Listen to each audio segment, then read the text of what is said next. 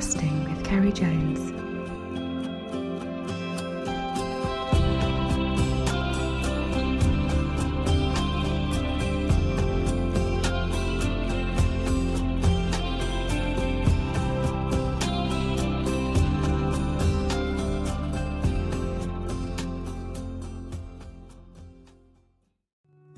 Since starting my podcasts, I've had many requests asking for more sea trout content.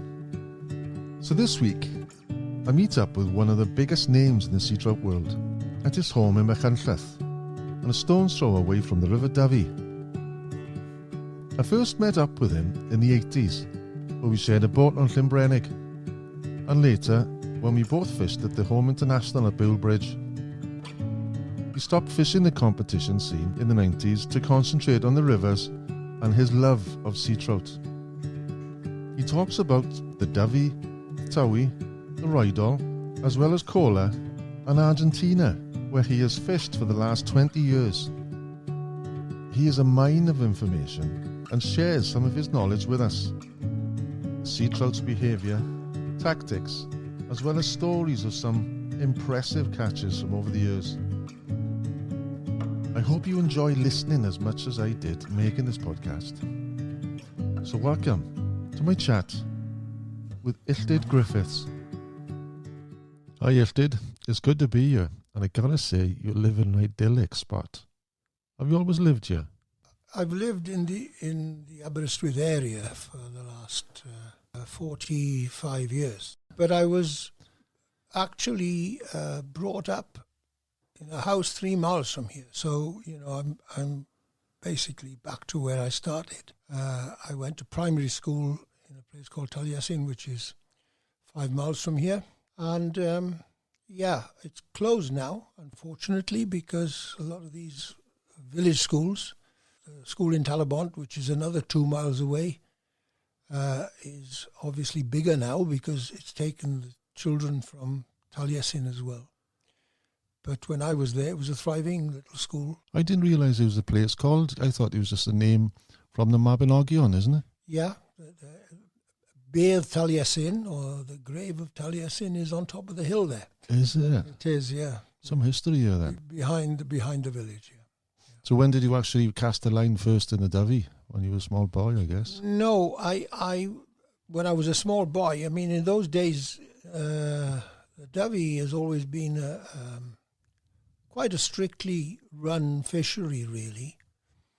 The Dyfi has a history.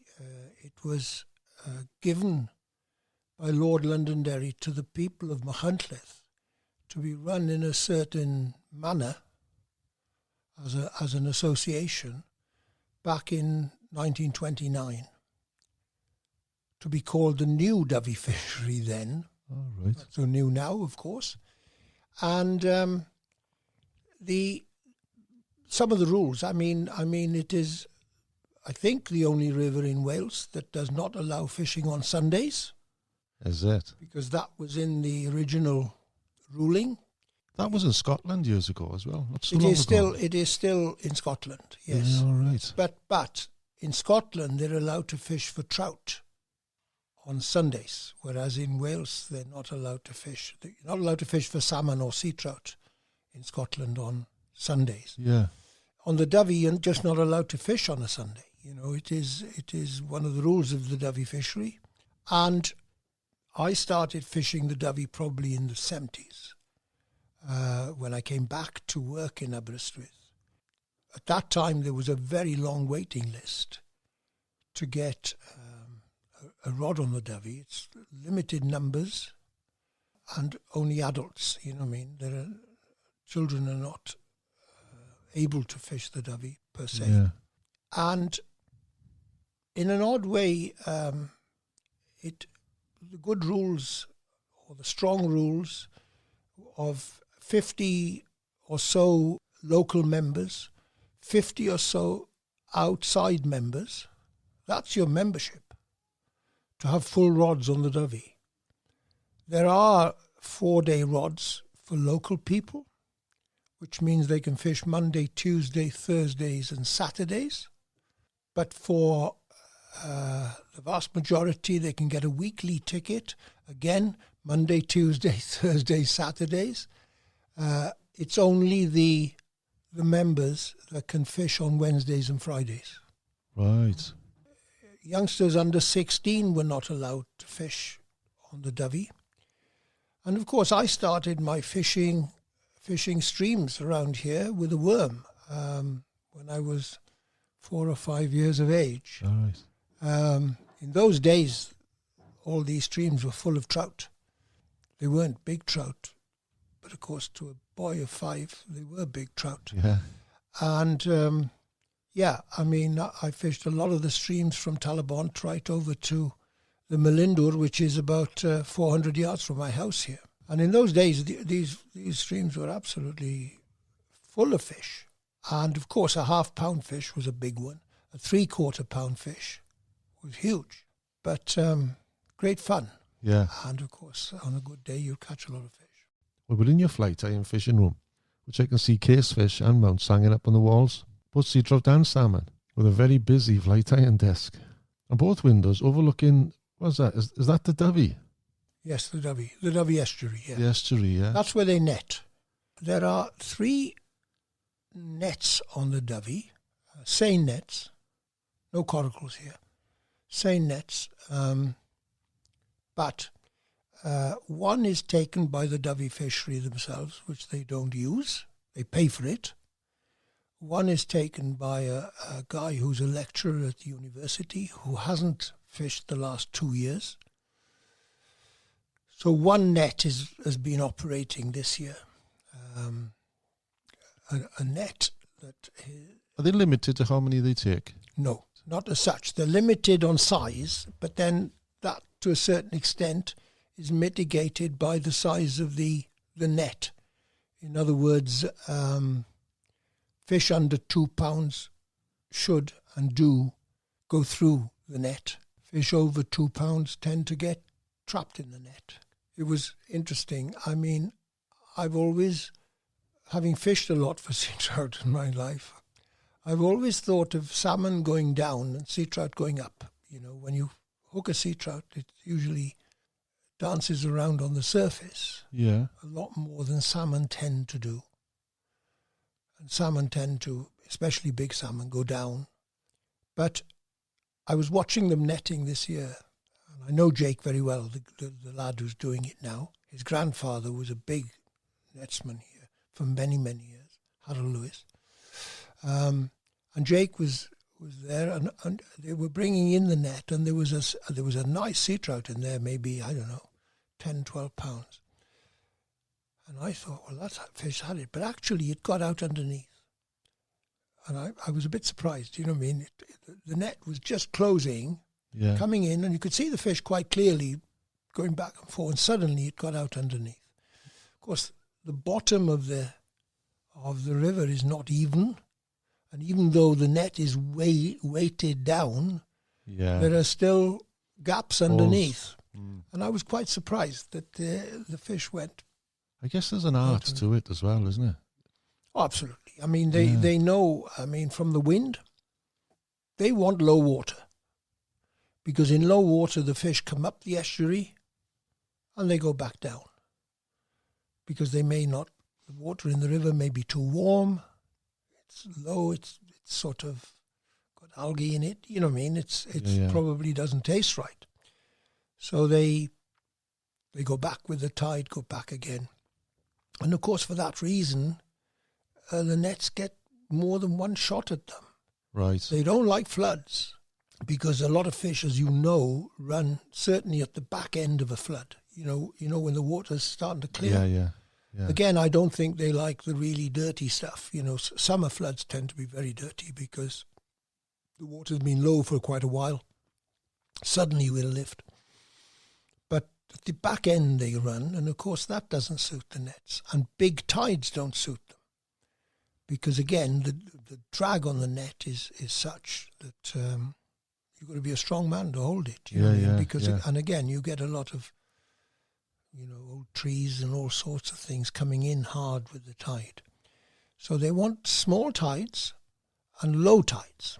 And then they do well. And of course, at the same time, they put an osprey out there by the Dyfi Junction station over there some years ago, Montgomeryshire Wildlife, and they put an osprey there. 1 year, I think, about 3-4 years ago, they do count how many fish the osprey takes because everything is on camera. And I think 1 year, a few years ago, they had 263 sea trout anyway. The one osprey had 200 sea trout? Yeah. Wow.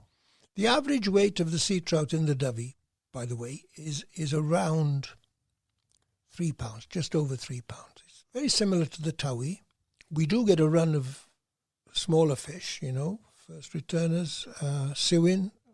Here you tend to call a sea trout anything over 2.5 pounds, and you call them suin if they're smaller. In South Wales, of course, everything is a suin. It's either a big one or a small one. Yeah. Right? Well, I did know that. So yeah, I thought a suin was there is a distinction, yeah. right here.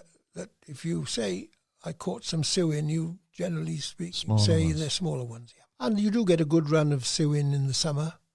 So when do they start then? The run for the season? The run of sea trout probably it's not as early a river as the Towie, because again I fished the Towie a lot when I was a young man. I would say the old people here used to say the first flood after the middle of May. That was where, you get the odd fish in the system. I mean, Yeah. I remember looking 20 years ago one day on a Saturday on a huge fish. I mean, I'm having seen a lot of sea trout, I would say he was probably somewhere in the 20s, 23, 24 pounds, sitting on a rock in a pool called Pendle. Yeah. Watching this fish, he had about 4 or 5 around him. And, of course, I went fishing that night. I thought, hey, I've got to give this a go. What do you look for when you're looking down at the fish? Because it's quite difficult to see sometimes if it's a salmon or a suin. What's the obvious marks from looking down on a fish? It is difficult. Difficult, yeah. Not as straightforward, actually, looking just down, especially on a fresh fish. But you could tell through your experience you knew this was a sea trout then. There are 2 big points here. If you go onto Dyfi Bridge and you look at off the wall over Dyfi Bridge, you will see often in the backwater some big fish, right? Yeah. Swimming around. And sea trout, like all fish that have been brought up to be scared of predators, will, if they're sitting in 8 foot of water, they won't take much notice of you. You can look at them and they will just swim around as if you're not there. The same fish, if he was in 3 foot of water on the tail of a pool, if he saw you, would be gone. They're very, they're safer in deeper water. Exactly, they're aware. Now, if you look over there, you'll see in the backwater some sea trout pointing the wrong way. You'll never see a salmon doing that. Why would they point the wrong way? Because the backwater. Oh, the backwater, yeah. Or the You'll salmon never won't see, do that. No. Salmon needs flowing water. He will always look for the flowing water. He needs oxygenated water. He craves it, right? The sea trout is a much lazier fish. It'll go anywhere, and right. if he feels safe, and he will often avoid being out in the fast stuff for long. But a salmon will. Well, what the salmon does, of course, in rivers that are what I would call salmon rivers, if you go to Scotland or you go to Russia or you go to places, what you find is the salmon will lie, there'll be rocks, and where they lie, I mean, the water is split by rocks. Yeah. And they will lie in the slipstream on either side, where they're not taking the full current, or they'll sit right in front of the rock. So do you find sometimes if you're fishing a run and you get a rock, there's sometimes 2 fish by that rock, not just the one sitting behind? Yeah, never behind. To the side, is it? To the side. And the reason is, if you study rocks in the water, there's a turbulence behind a rock because of the way the water behaves. And often there's a lot of fine gravel there. Yeah. And when that turns round in the water, if a fish sits in that, he gets it in his gills. You don't like that. Yeah. Right? Never thought of that. So they sit right in front, because where the water's split by the rock, they get the oxygenated water, but they don't have to fight it. Yeah. The rock is sort of saving them. And the same thing, the slipstream on by either side, they sit just inside it. Do you find just mainly the salmon will do that? Salmon do that, yeah. Yeah. Sea trout, as I say, are less fussy as to where they are. And of course, they're in bigger shoals as well. You know, I mean, I've seen some huge shoals of fish here. Not so much now as I used to, but you know, I've seen shoals of over 1,000 sea trout on lots of occasions. And the Dyfi is a very clear river. It's much clearer than the Towie, for instance, right? The Towie is a darker river, right? Yeah. And when you say in the Towie it's clean, and I understand what you mean by clean, but it's not as this one. After a flood, you could look 20 foot into it and see every stone on the bottom. It's not that different from a Norwegian river in terms of clarity after a flood. But obviously, like all rivers today, the use of all sorts and the effluent gets into our rivers, and fertilizers and whatever, certainly phosphates, nitrates. All our rivers have got some algae, or more algae than they possibly had 100 years ago. And when you then add that to abstraction, which is all rivers that are abstracted now to a lesser or greater extent, then you've got less water and more of the contaminant getting in there. Well, of course, you're going to get more algal growth, aren't you? Right. And all these rivers get algal growth now. The Dyfi's not bad for it. The Towie is very bad for it because you get a flood. On the Towie, you get 3-4 days of pretty clean water, and then the algae's growing again. And that is because of farm effluent, slurry, and the huge use of nitrates and phosphates, where, it's not unusual for farmers to get 4 or even 5 cuts of silage from the same field every year. Yeah. And to get that, you've got to use an awful lot of fertilizer. Now, eventually, all that is going to get into the river. And when it gets into the river, you'll get algal growth. You have a different problem, say, on the Wye, which I fish quite a bit of. On the Wye, you've got a lot of chicken farms now. Now, the chicken farms, again, the phosphates coming from there, you're getting this sort of slime on the stones, which is something pretty new there because they've been giving licenses out in great numbers in Powys, the council in their wisdom. I haven't noticed myself a shortage of eggs. Maybe you have. I haven't, right? Yes. But these farms with 100,000 chickens seem to be growing up everywhere. And every one of them, of course, what happens is you get the effluent from these chickens. It's all going to get in the river in the end. Yeah. Unless you have a system of cleaning it, where's it going to go? It's going to go into the river. So you say that in recent times that the numbers aren't quite the same as what they used to be, but are the size the same? Are the average size the same? Yeah, or are they smaller? I mean, we have to look at the life history of sea trout. The life history of a sea trout here is that it's born in the river. It will grow for 2 or possibly 3 years as a par before it smolts and it goes to sea. Once it gets to sea, it feeds quite voraciously, quite close in on sand eel, and probably a bit small at that stage to eat sprats, but you know what I mean, on sand eel mainly. Then some of them return to the river. They may be half a pound, 3/4 of a pound on the same year. So they've gone out in March, April. They've come back in August, September as small suin, right? All right. So they go out for the summer. Absolutely.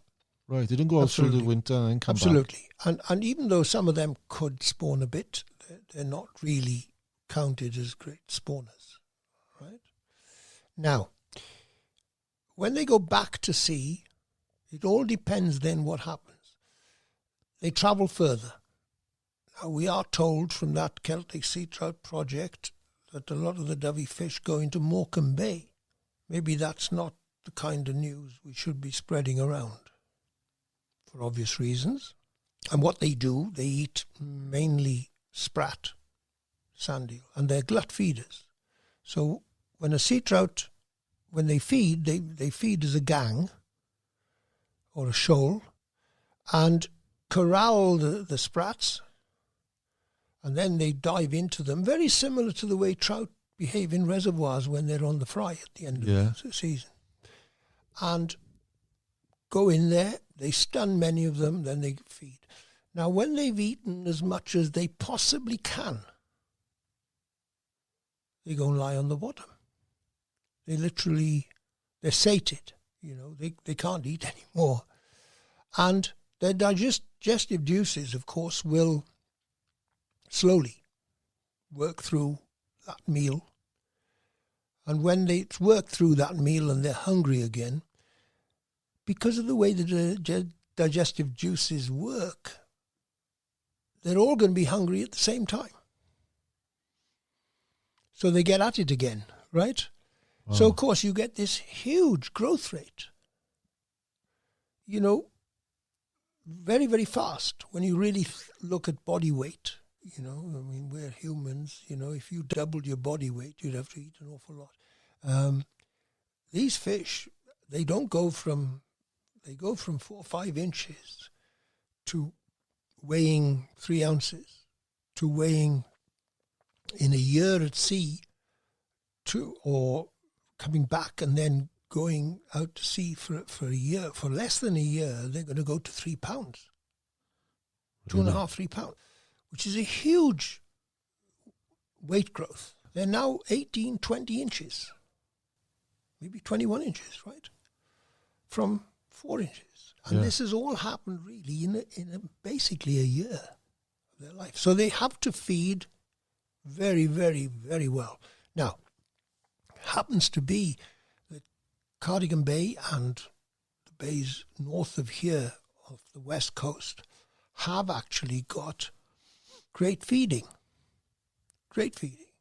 which is why we get the fish. Now, those fish then have a choice. They either come back, so we were talking about 3 pound average sea trout as 3 pound fish, maybe 2.5, maybe 3.5, you know what I mean? But for the first year.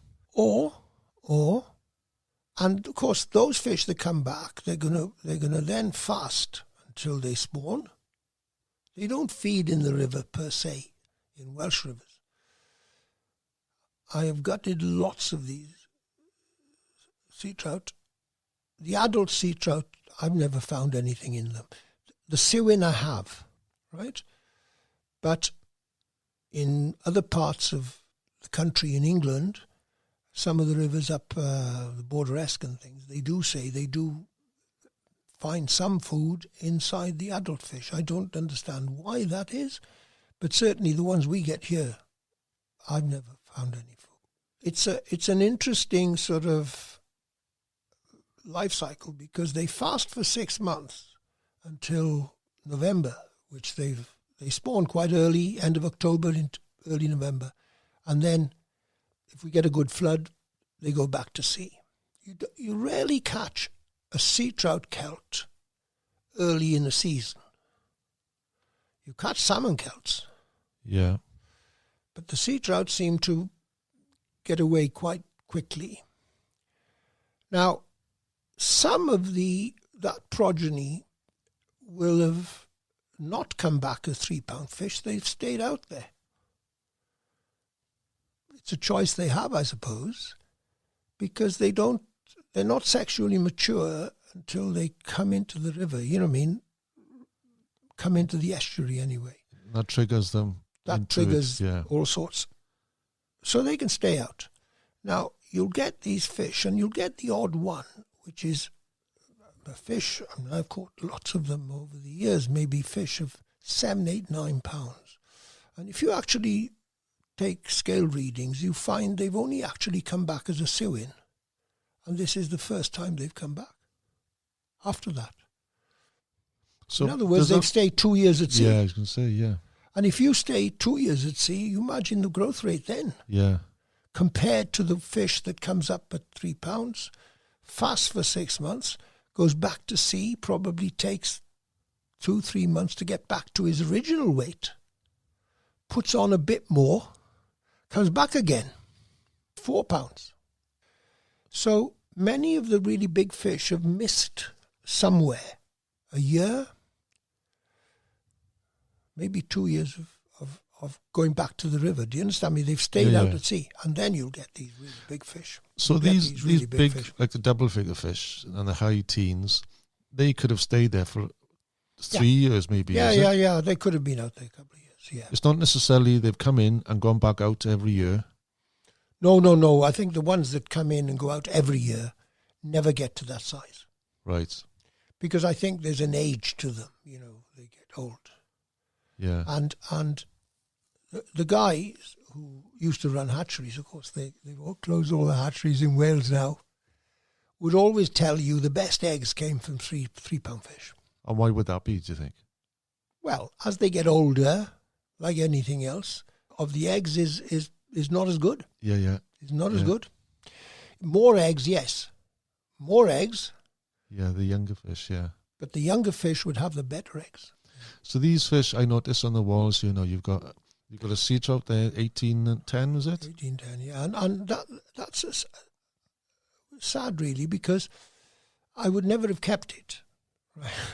But I went fishing one evening in June, 6 years ago, and I fished the pool that I know very well. I fished the tail of the pool early on in the evening, or when I say early on in the evening, it's gone dark, but first run, and I missed 3 or 4 fish who, sea trout do this to you, they bite the fly, literally.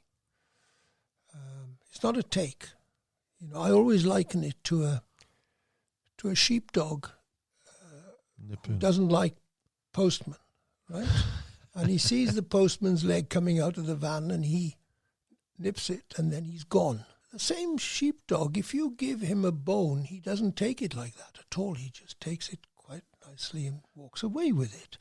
And I think fish that take properly do that. That's get a hold good of analogy. it and go away with it. But when you get these hard pulls, to me, it's a sign they've bitten the fly. You know, this has annoyed them. They didn't mean to take it. You know what I mean? They, a bit like a dog will, you know, if there's a wasp around a dog, he knows what he's doing. He'll try and kill it. So most fish that take then, they take through just aggression, not necessarily think it's food. I think if you get good takes, they mean to have that. Yeah. You know, that's mine. You know what I mean? In their mind. By having these takes, then these nips, and when I say nips, I mean they can be heavy takes. You know, you bend the rod.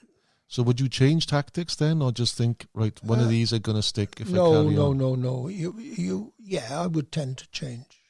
The reality is, if those fish are in that sort of aggressive mood of just biting things, you might be lucky. Yeah. But you might be unlucky. So you was with this one? Well, what happened was I got these 3-4 takes and I thought, right, I'm going to catch something here. So I went to the top of the pool, which is 120 yards, and fished it all the way through. And I never got another take. And I thought, and there were fish in there. odd one showing. So I thought, I'll tell you what I'll do. There's a hot spot in the middle, and I thought, I'll just fish that and I'll go home. And I went into the hot spot, and that guy was in there. Wow. And he was 18. And I was really lucky to get him, because I fished 2 flies. And you might say, why 2 flies? Well, I catch 70% of my fish on the dropper. Do you? There's a reason for it. If you stand in a river and hang your flies in some fast water, you'll notice that the point fly will move slightly. The dropper will move a lot more. It kicks. I think that's probably the reason. You know what I mean? There's more movement to it. And anyway, this fish, when it took, went up under the trees at the far bank, and I could hear my line going through the trees. Ah. And I thought, hey, what's going to happen here? Anyway, interestingly, I knew he was on the dropper. Because if he'd have been on the point fly, the dropper would have caught. Stuck in the trees, yeah. Yeah. So, fortunately for me, he was on the dropper. And were you on your own that night? I was on my own, yeah. And I took a picture of him. I held him in the river for 20 minutes. But, of course, when you catch a fish that size, summertime, water's a bit warm, so the oxygen level's probably not as high as it can be. And, of course, you've played him for 20 minutes, 25 minutes, even though you think you're playing hard. Unfortunately, he wouldn't revive. I held him in the water for at least 20 minutes. Tried my best. I'd taken a couple of pictures of him. I wanted him to go back. But I failed. And sometimes you fail. Yeah. Is that your best fish from the Dyfi? No.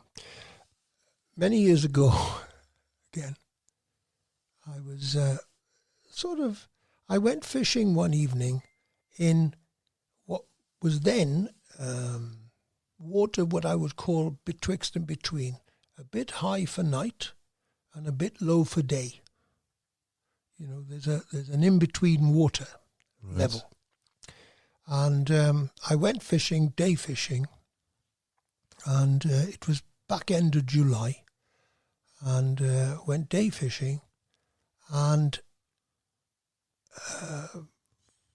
caught possibly 15 or 20 sewin. Nothing bigger than 2 pounds, but you know what I mean. In the day? In the day, yeah. And on my way down the river, because I walked quite a long way, on my way down the river, I'd seen a salmon show in this particular place called Murphy's, and I thought, I'll go back up and I'll try for that guy, right, on my way back. So I come back up the river, and because salmon will often take just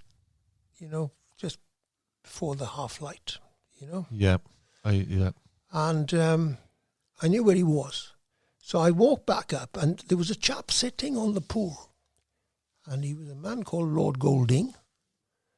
He'd been an MP and in the House of Lords, very keen fisherman. So I said to John, I said, tell you, there's a salmon in here. I said, why don't you have a go for it? Oh, he said, I'm set up for night fishing now. I said, fine.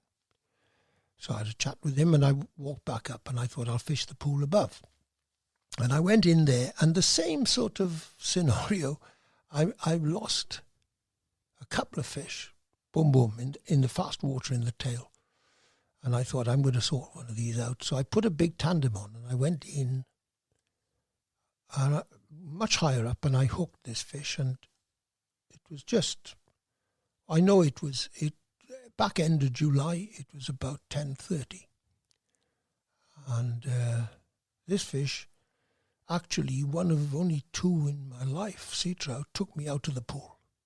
And he went down into the run below and must have gone round John Golding's legs, because he was in the river fishing. Because I could see him looking down. I was shouting, and he couldn't hear me. And I thought, I'm going to have to cross. And crossing there was over your waders. Yeah. it was Up to your chest waist. waders. Oh, yeah. Chest waders, no, over the chest waders, right? And I went across. I got a bit wet, not In too the bad. dark. That's scary. Yeah. And then shouted again, because obviously I was closer to him, and he said, there's something going on. Anyway, we got the fish, and as it happened, he'd got, it was a hen fish, and it was before the days of digital cameras and all that, you know what I mean? It was, we're going back now, 91 or 92. He had a sort of a keep net thing, which he used to fish a lot for barbel, this gentleman. Oh, yeah. And this thing looked like a boat, it was like a way net. It looked like the shape of a boat. Yeah. A sling. Yeah, it was a sling. So we put this fish into this sling, and it weighed 19 pound 10. And then we put her back, and she was fine. You know what I mean? She went back. Yeah. And it wasn't the end of the story, actually, because I then went home. And to get home, I had to go under a couple of electric fences. They were that horrible height, which means you can't get over them. and they're a bit low to get under them, you know that. So I got home, and in those days I used to put my fly boxes out to dry. Always there was a boiler, in the utility room. And I got home without one of my fly boxes. So the following evening, I went back up the Dyfi. I went to the keeper's house, which is up on the main road between here and Machynlleth. I went to the keeper's house, and he was the keeper. I said, "You haven't by any chance got a fly box?" And he said, "Yeah, I've got your fly box." He said, "John Golding picked it up. It was under an electric fence." I knew when it was gone. I hadn't closed whatever. Yeah. And anyway, he said, "What time did you get that fish last night?" I said, "I don't know, 10:15, 10:30. You know what I mean? That type of time." And he said, "Last night at the same time," he said, a man called Warbridge, who was fishing a mile below me, right? A mile or so below me, in the Lligwy, had a fish of 19 pound 1, he said. And those were two of the biggest fish caught on this river for years. And they were caught at the same time. Yeah. It's really strange, huh? Yeah. Similar, I suppose, to what you're just saying now. This has happened to me, and it's happened 3 times now, and it's not a coincidence. Yeah. Like when I'm trolling for the Ferox on Corrib, sometimes I can go like 10 days without the take. Of course. Now, I'll go on my boat, and there was another guy who used to regularly fish the same time as me, Paul Geraghty, and he may be 4 miles down the lake. I would keep in touch with the phone, and then I'd be fishing. Next thing, bang, my rod goes. I have a fish, 10 pound, 12 pounds, something like that. And then I picked the phone up, and it's already ringing. He said, "I've just had a fish." 4 mile away. That's right. And that's happened 3 times. Instantly, the same time I hook a fish, he hooks a fish. Yep. It must be, I don't know if it's air pressure or conditions, but there's something which I don't know. Fortunately, we don't know the answer. And I make that point. I think we've learned, like I say, the Celtic sea trout was a big thing, you know what I mean, right? But by telling people where the fish from the Tyvi went, or the fish from the Towie went, or the fish from the Dyfi went, or the Conwy, it does give knowledge to the wrong people, possibly. You touched on as well earlier on when they're at sea, they hunt in packs. Yes. Do they still do that when they come in the river? Yeah. Well, that is a question. In my personal mind, I think they do, in a strange way. Many years ago, I used to fish pools a lot for sea trout, what I would call pools which always held fish, right, in various numbers, but often in quite large numbers. But then there was a lot of water. Do you understand me? There was a lot of water around them. And what I found from fishing pools at that time, I tend to fish runs and places now for a very different reason.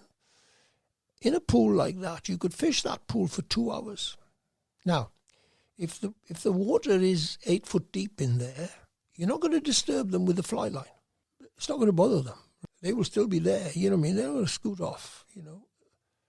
But then, what you find very often is that, and I'll give you an example of this. I fished with Richard Evans, the Secretary of Dyfi Fishery, one night, years ago, in a pool absolutely full of fish. And when I say full, I mean an awful lot of fish in there. And we fished. In those days, you had to be off the Dyfi at 2 a.m. The rules. Yeah. Right? It was a Friday night. So you can fish now as any You can time? fish now right through, yeah. Yeah. But in those days, well, you can't fish right through. You've got to come off on dawn until 8 o'clock. Right. You know, right? But it was 4 o'clock for a long time. Now it's dawn. And anyway, we were fishing this place at night. It was a Friday night, and we were excited. I mean, we were a bit younger then, but we were excited. There were an awful lot of fish in there. And at 1:15, I was sitting on an old tree stump, totally confused because neither of us had had a touch. It surprised me more that we hadn't foul hooked something, and I not purposely, but because there were so many fish in there. But actually, nothing. And, well, what can you say? I mean, we tried different things. We tried different flies. We probably tried a couple of different lines. Nothing. And I always remember I had a cup of coffee there, 1:20, and Richard said to me, I think I'll go home. They're not taking. And I said, come on, we might as well hang around till 2 because we've got to get off at 2 anyway. And we went back in, and every cast we got to take. Every cast. They switched on. Yeah. And I know because we caught 8 fish. Wow. In just over nothing huge, but all fish between 3 and sort of 5 pounds. And the shoal had come on. It was just as if they were in the sea again, you know what I mean? It's time for feeding. It was really odd. Now, my own theory, and of course we all have theories when we go fishing, is that, and I do more of it now, I fish more runs and places where there are fewer fish. And the reason for that is that in a run, if a fish is sat in a run, and this has nothing to do with his feeding at sea, and your fly suddenly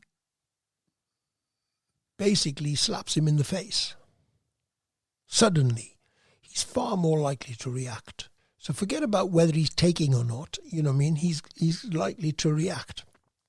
And I find that fishing runs and things, that you're not as dependent on them coming on. I've been on some of those pools that, it may be 3 a.m. and you might get 3 or 4 fish. But you've got to wait till 3. Now, I can't tell you when. I can't tell myself when.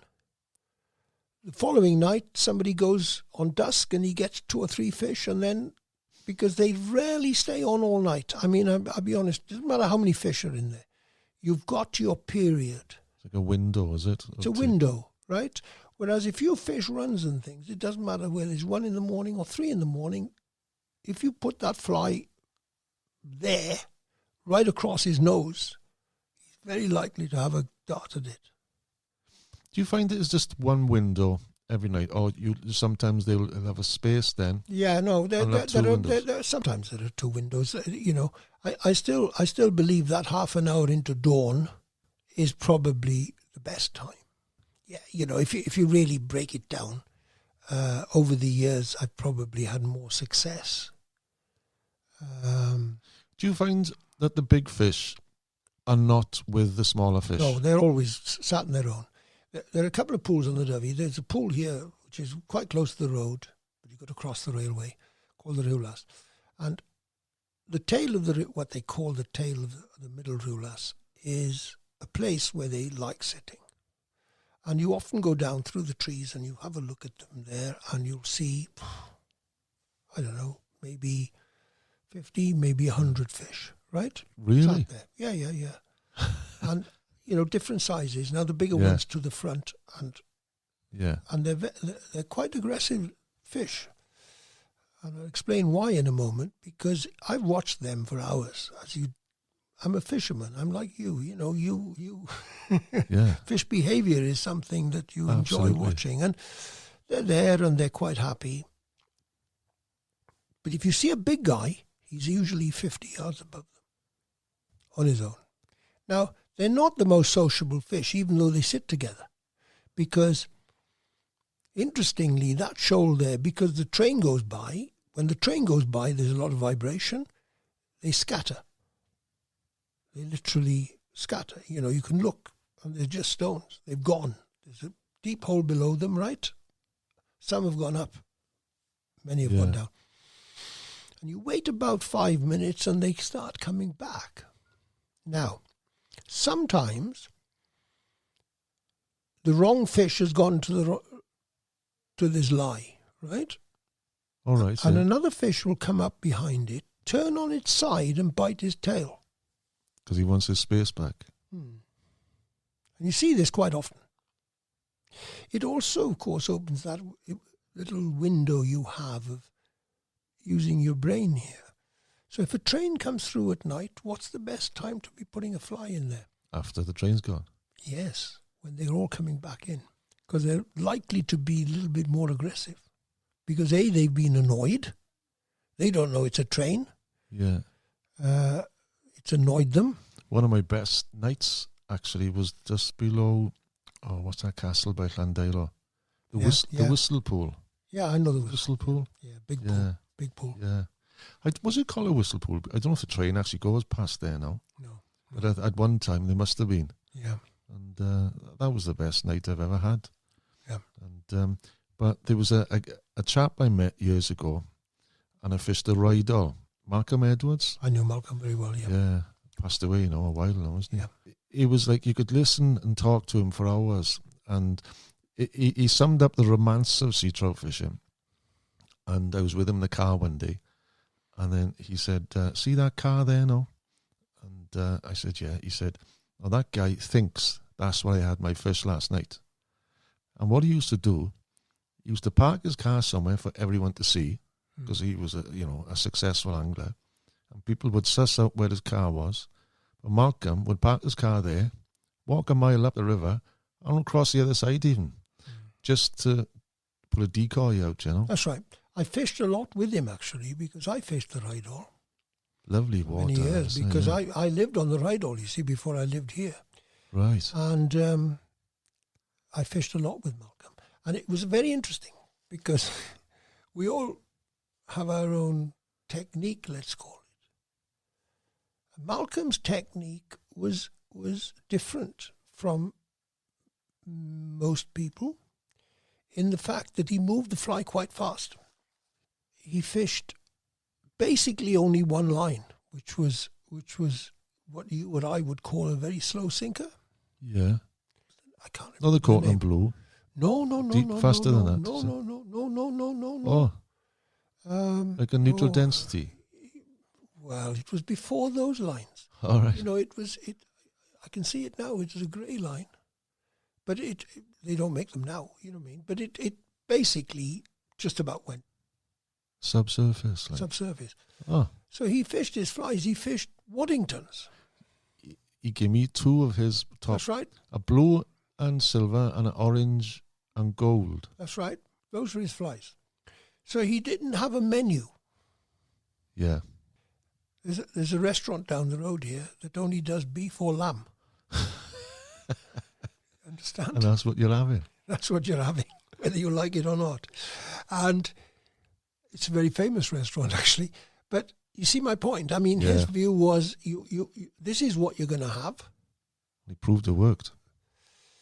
He proved it worked for many reasons. Malcolm was very lucky in one way. Malcolm's lifestyle was that he was the manager of a bookies That's right, yeah. in Aberaeron. So he didn't have to go into work till 11. Perfect. Work it out. So, of course, he would not go onto the river early in the night. He'd go up about 11:30 when some people already had enough. Remember, the Rydal's very short. It's 7 miles Yeah. from the dam to the sea. So he would have his spots. Comfortable fishing as well, pebbly. Yeah. But he'd have his spots. He only fished his spots. He didn't fish pools. Malcolm went Methodical. very methodical. Now, many years ago, there's a pool on the Rydal called Glantyrtinoeth, or the Long Pool, as people used to call it.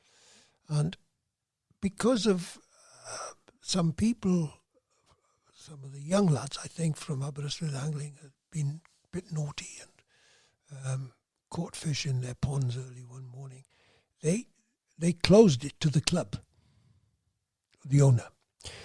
And he happened to be a patient of mine, so I was in a slightly different situation. And we ended up, 3 of us were allowed to fish there, Malcolm, myself, and a guy called Wyndham Evans. So we could go there any time, and nobody else was allowed to go on there. It was the best bit of private fishing on the Rydal at that time. And again, Malcolm used to fish methodically. But what I found interesting was that Malcolm, more often than not, caught fish early at night and on dawn. So he was catch early at night and on dawn, or just before dawn. And I was catching fish in the middle of the night. And I think that was all, looking back, to do with the way he moved the flies. He moved them a lot faster than I did. So they're more keen to take a fly moving early on in the night, on the Rydal anyway. And on the Dyfi now, because that's what I do now. So as regards lines, have you got a selection of lines, or do you simplify it? I had my own lines for many, called sewing caster, which Airflow used to do. Stopped doing them 4 or 5 years ago because Airflow became a bigger concern. And of course, the accountants run everything these days, and they said, well, you can only make lines that sell in 500s. Right? So, Richard Wathers, who I know very well, of course. So we stopped making them, but they were sink tips, basically. Never really, especially as coming back to what I said earlier about having algae and slime on the riverbed these days. Never been a great lover of full sinkers, because if you work out the way a full sinker works, you cast it out, it starts sinking, it sinks more, and it's actually sunk most by the time it gets onto the dangle. Yeah, you can't really mend a sinking line either, really. No, you can't mend it. So I don't. So sink tips, a type 3 or an intermediate sink tip. I like those lines. Do you ever use a floater? Yes. Low water, or of course with a mouse. Yeah. I'm a great lover of a mouse. Caught a lot of fish on a mouse, right? I mean, there are various patterns out there that people say work. I don't think it matters. You could have a lump of ether foam on there. Yeah. I don't think the fish sees it as a pattern. It's just a silhouette. Well, on the surface, the wake, I suppose. What I did find many, many years ago, actually, even though I do sometimes still use the mouse on a floater, I catch more on a float hover, because I think the wake is less obvious and they take it better. If you drag it round on a floater, they often splash at it. A number of fish I've caught, maybe half a dozen fish over the years I've caught them hooked in the belly. Will they come over it? Yeah. Trying to sink it. trying to drown it. As I've caught a number of trout on the sedge years ago, fishing upland lakes, especially some of the Aberystwyth lakes have got the great red sedge, which is a big thing. You drag that on a floater, and sometimes you hook them here. So as regards sea trout patterns, the flies themselves, it's more of the silhouette, the shape, than any... Absolutely. I think the Waddington, the way Malcolm used to fish it with the treble, I don't use treble hooks now, but the Waddington had good weight to it. So it sunk quickly, do you understand me, to a level. Yeah. It wasn't the fly line that took it down, it was the Waddington that went down. Yeah. And therefore, it suited this technique of pulling quite fast. I've used those flies he gave me, and I had them tied up for me as well, some extra ones, with a lot of success in Iceland. Oh, yeah, I'm sure, yeah. And, they were quite a decent size. You see, a Waddington by its nature is a dead weight, you know what I mean? It'll go down quite fast. If you just dropped it in a bowl of water, it's going to go to the bottom. Yeah. Unlike a tube, the fly line plays a part in making a tube go down. The fly line makes little effect on a Waddington. And anyway, I would never put a Waddington on a sinking line, because on a sinking line, you really would be dragging the stones all the time. Remember, the belly of a sinker goes down faster than the tip. Yeah. And of course, you pull that way, don't you? Yeah. So that's why I like sink tips, because when you come to the end of the dangle, when you pull in, the profile is upwards.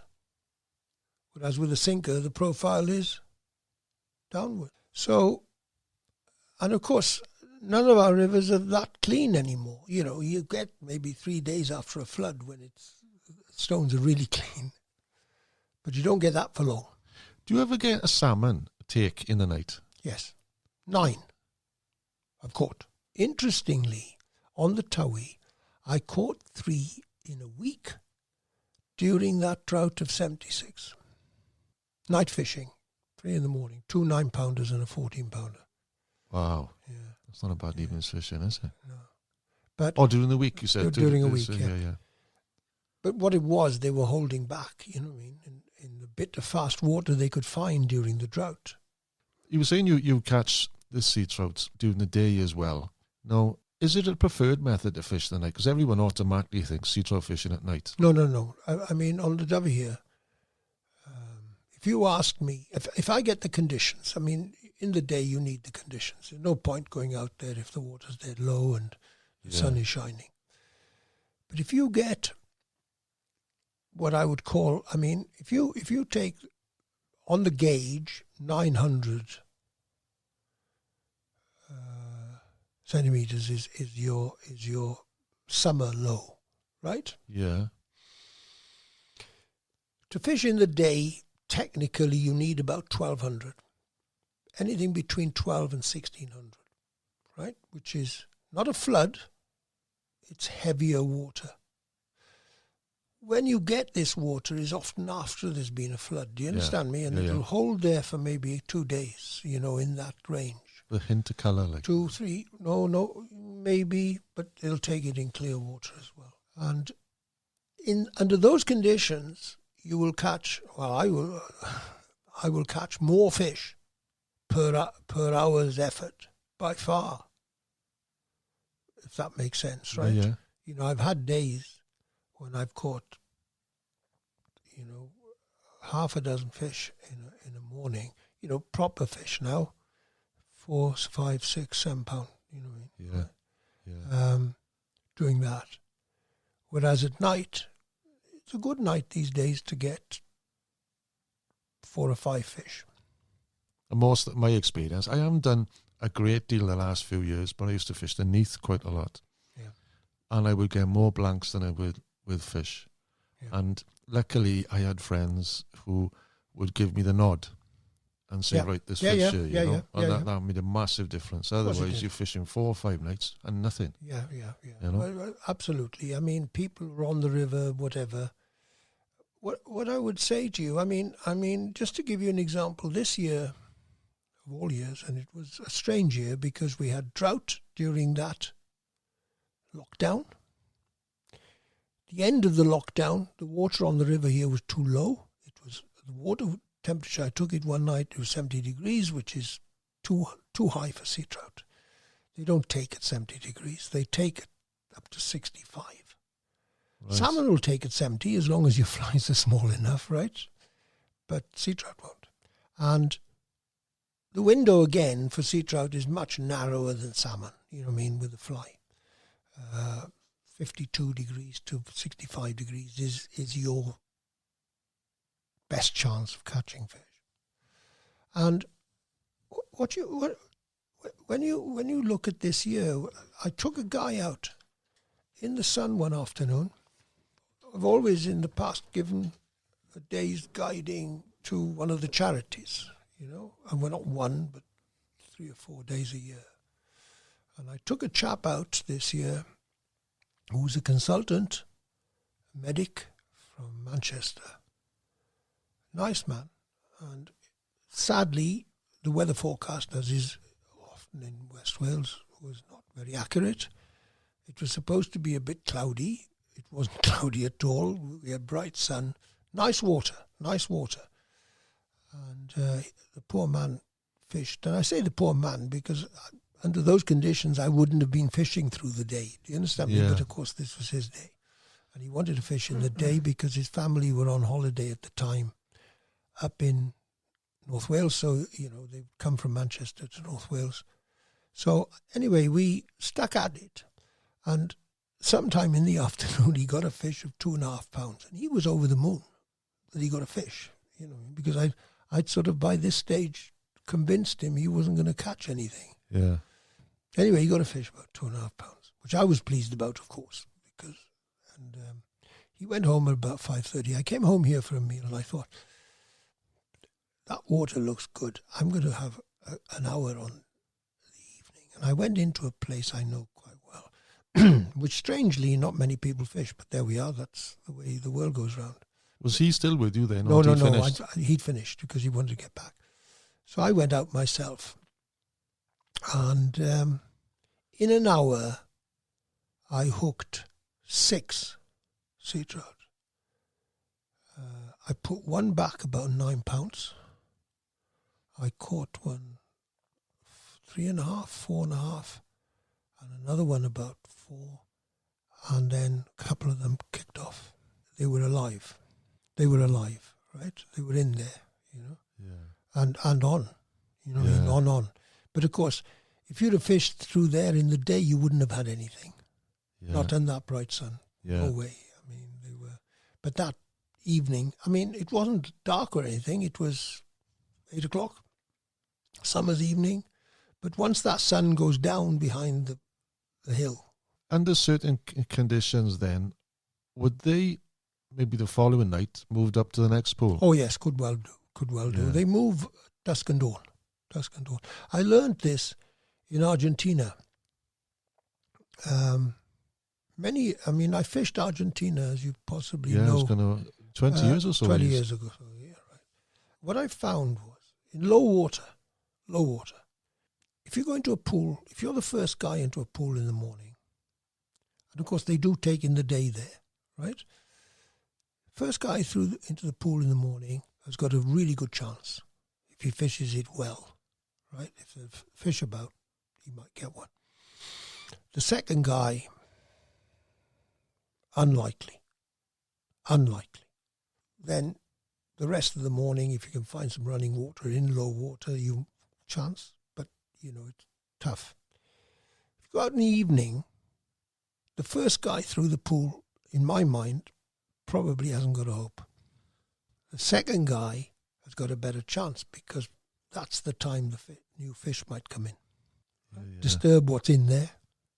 I'm a great believer that new fish coming into a pool annoy whatever's sitting in the pool already, probably wanting lies or whatever. And they come up at dusk time. They come up at dusk and they come up at dawn. Salmon the same. They don't run in the middle of the night. So what attracted you to go to Argentina in the beginning? Well, I've been in Russia a couple of times fishing for salmon. It's Kola, is it?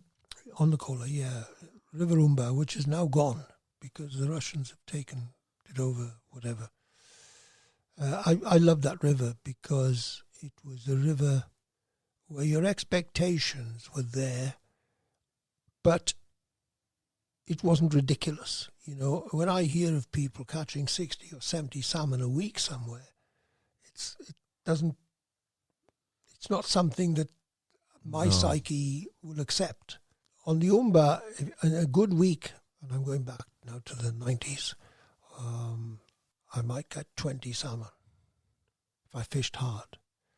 And out of those 20 salmon, a few of them would be smaller fish, a couple of them were older fish, and then you always had the chance of a big guy, like that fella up on the wall there, right? Yeah. How big is that one? 28 pounds. And I had 123 the same afternoon. And Nick Podolsky said, change your fly, go back in. And I said, no, I'm going back. I've had enough. Because The tail on it. they tire you. Big fish tire you. Yeah, especially with a good current. They haven't got to do an awful lot. No, I mean, I've caught some big, well, I say big for me. 27, 28 pounders in Norway as well. Would you fish double-handed for those then? Or is it, Double-handed. yeah. All double-handed in Russia. Single-handed most of the time in Argentina, although for some of the bigger pools, a double-hander is better. So the Kola, The Kola, yeah. is a much bigger river. Big, So big Argentina, rivers. they Big wild narrow. rivers. Oh, is it? Yes, big wild rivers, yeah. Like Norwegian rivers, you know what I mean? Norway, I fished Gaula, I fished Orkla. Again, you know, fantastic places. What sort of mono do you use then? Well, I learned a lesson in Norway. I never really thought much about it in the old days. But somebody told me, because of course I'm a great lover on these rivers of Maxima and in Scotland. Maxima Green, is it? No, Maxima, the dark one. The chameleon? Yep. Is it? Yeah. You know, on these, anything with peat in it. But anyway, fluorocarbons were coming in, you know what I mean, and all sorts. Polymers and whatever. And I just, somebody said to me, look, get some Seaguar to go to Norway. I'll always remember this because it was the first time I'd gone. I'd gone over specifically because a guy I'd met in Russia had asked me to go over and teach him how to spay cast. And he's a great friend of mine now, but he's reasonably well heeled. He comes from Germany. And he paid for me to go to fish. And we fished for a week together. And we had this amazing week, which you never repeat, as you know what I mean? You know you get that 1 week. And that particular week, we caught between us 14 salmon. And my 9 salmon, the average weight was 22 pounds. I mean, but what was interesting was we were fishing at 2 o'clock one morning, and June in Norway, of course, is not dark. No. It's dusk. Yeah. And I was fishing a big sunray shadow with 25-pound Seaguar, right? And out of the blue, you know, not really half thinking and half whatever, bang, something took it. And this fish went round every rock in that pool. I mean, I've never seen anything like it. We went down towards the tail. It's a long, long pool. The croaking on the Gaula. And it started, you know, he would show up there. My line was going in here. I'm never going to get this fish. You know what I mean? I was working hard. Anyway, we got the fish. It was 28 pounds. Wow. And the Seaguar was wrecked. It was, you know, like baler cord when it's been pulled and frayed everywhere. So I thought, blimey, I've been lucky to get this fish, right? So I took the leader off, and we put the leader around a nail that was on one of these fishing huts there. And we tried to break it. We still couldn't break it. And it taught me a lesson that the Seaguar in the heavier weights, and I'm talking now 19 pounds upwards or whatever, right, is a multi-filament fluorocarbon. It's like baler cord. And you know with baler cord, if you cut half of them, it's still strong, isn't it? Yeah. Right? And it taught me a lesson because I know for a fact that if I'd have had monofill on there, he'd have broken me. Because those rocks, he would have frayed it. And you know, with monofill, once you fray it, you can break it easily. So it taught me a lesson. But what I didn't realize was that the lighter weights of Seaguar are not multifilament, apparently. So they have the propensity to break on you quite easily. You know. Yeah. So what would you use on the river here? It depends, really. I do use quite a lot of fluorocarbon, although I'm not a great lover. At night, no, I would use Maxima, right? Right. The chameleon. But in the day, I would use a fluorocarbon. I'm not that fussed, but I'm aware that fluorocarbon does not take knots as well as monofill. And therefore, if you happen to, I often fish in the day 3 flies. Do you? Yeah, just trout flies. I mean, something. Oh, yes, I fish 3 flies in the day. Wet fly fishing. Yeah. And sometimes you'll find that you'll break off. Just... Yeah, like I so. found that you're fishing like 8 pound fluorocarbon. You put a dropper on it. It's no longer 8 pound then. No, that's the point I'm making. I mean, I don't think fluorocarbon likes knots. No. However careful you are. Yeah. It's got nothing to do with heat and the dry knots on. So the only time you'd go heavy on the Dyfi is if you know there's a good chance of a good fish in it. Yeah, I mean, the biggest, strangely enough, I will fish fluorocarbon 10 pound in the day if big water. The biggest fish I've caught on the Dyfi in the day was a strange week, really, because many years ago we mentioned Malcolm before. Now Malcolm used to fish on Lord Moran's water on the Wye, and I've always fished what was Stephen Marr Smith's water, the Gremain on the Wye, right? And Malcolm rang me one on an evening when I'd caught my biggest sea trout I ever caught on this river in the day. I'd gone out one evening and I'd fished 2 or 3 of the really good places. I never saw a fish, never got a fish. And I thought, there's nothing here. That feeling you get. I went out the following night and I went to a different part. I came further downriver, you know what I mean? And I thought, I'll just check it out. And I fished again, 3 or 4 places. Nothing.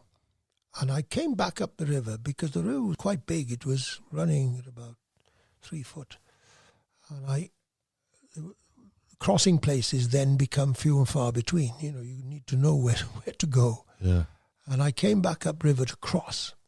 And I came up to this pool called Murphy's to cross the tail of it. And I thought, well, I'll fish through here while I'm here. And I fished the top of it, and I got a big swirl. Well, I say big swirl, a decent-sized swirl. It didn't take, but I thought, well, at least there's one in here. Do you understand me? Fishing floating line now. I came down, and the taking spot in Murphy's is a very good one. And then there was a big swirl again, and this one was a big swirl. And I got the fish. It was 16.5 pounds. Nice. Yeah, right? So, big, fresh sea trout. Yeah. 26th of May, right? And I went home, and I get a phone call from Malcolm that evening. And he said, hey, there's some salmon in the Wye, on the upper Wye. I said, really? He said, yeah. He said, Gerald, the guy he was with, had told him that he'd had a couple of fish that day. So I went over to the Wye.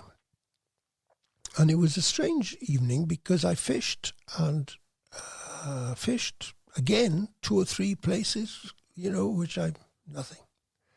And I was sort of at the point of giving up. I crossed the river. Well, drove across the river. And I saw Stephen Moss Smith, sadly died recently.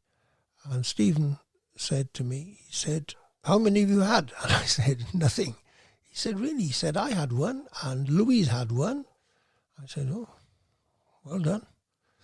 I said, "I haven't touched anything." He said, "Tell you what," he said, "go and fish the ferry in front of my house and I'll come down and make you a coffee. But I'm just going to fish up here." So I fine. So I went down, fished the ferry, and I was just going through the motions. I mean, you know that feeling, when's he coming, you know? Thinking about your coffee more than the fish. Bang. And I got a hold of this fish. And anyway, just at the moment I saw his car coming in to his house, which was above me, I hooked this fish. It was on the half light. And anyway, he came down and we got the fish out, 25 pounds. Wow. And that actually is the biggest salmon I've had on the Y on the fly, Is right? it? So, you know, basically 2 nights, same week. That's fantastic. And a May fish, right? Well, do you know what? I've got notes here now. Even from the start, I was at certain points I wanted to mention, but there's so many things I wanted to touch on, like your app guy, for instance, and where we actually met, when I met you first. I think it was in the 80s where we fished internationals, the loch style. We fished together on Brennig once as well. We'll have to have another day to chat about the other things as well. I'd love to do this again. Just before we wrap up, there's one question I want to ask you, which I ask everyone. Where would you want to be to make your last cast? Here, on the Dyfi. My uncle, who taught me to night fish, was not an instructor by any stretch of the imagination. When I was 11 years old, I was given a rod, and I asked him if he'd teach me to go night fishing. So he said, "Come with me," and he took me down on the Towie, on a place called Jarrett's, which is down from White Mill there. We sat on the bank till it went dark, and I was itching to go fishing, you know what I mean, and 11-year-old. And he sat there, and then all of a sudden he said, "Right, we start now." And I thought, grief, I can't see anything. He said, "You do what I'm doing and you'll be fine."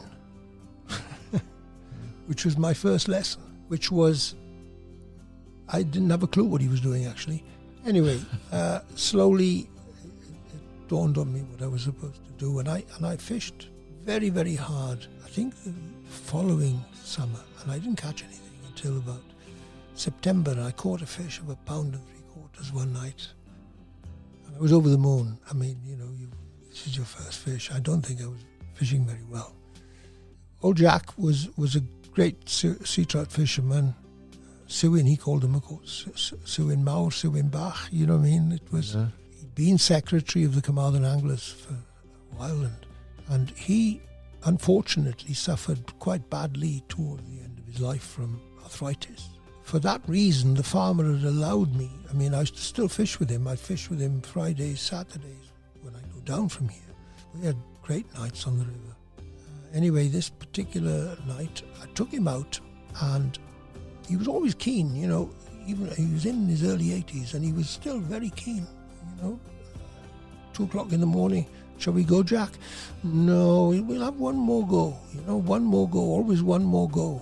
And anyway, this particular night we went out, took him to a pool in White Mill there, Llantowilan, and put him in, because the farmer had allowed me to drive across the field because he was getting he was suffering badly from arthritis, walking.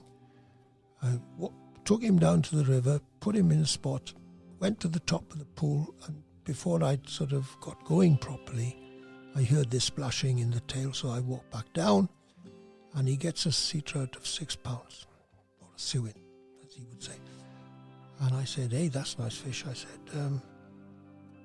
of course, this is before catch and release. You know, we're talking of an age. Yeah. So he got this fish on the head. He said, I said, "Right." I said, "Shall we have another go?" He said, "No, I think I'll go home now." I said, "Really?" So unlike him. I said, you okay? You know, are you feeling ill? Or? No, he said, "That's it. Go home now." I thought, better by tomorrow. So I took him home, went back fishing, called there the Saturday night. I said, right, you going fishing? He said, no, finished now. And then 3 months later, they diagnosed him with cancer. You know, it was as if there was something there that he knew. And he wanted to make his last cast into a fish. Into a fish. And maybe I'll be the same. That's a touching story. I haven't. That's incredible. I'm 72 and I haven't had the arthritis yet, so... Hopefully you've got a good 2 seasons yet. Something else will get me, no doubt. Diolch am fawr, Illtyd. I thoroughly enjoyed the chat. Popeth yn iawn, diolch yn fawr.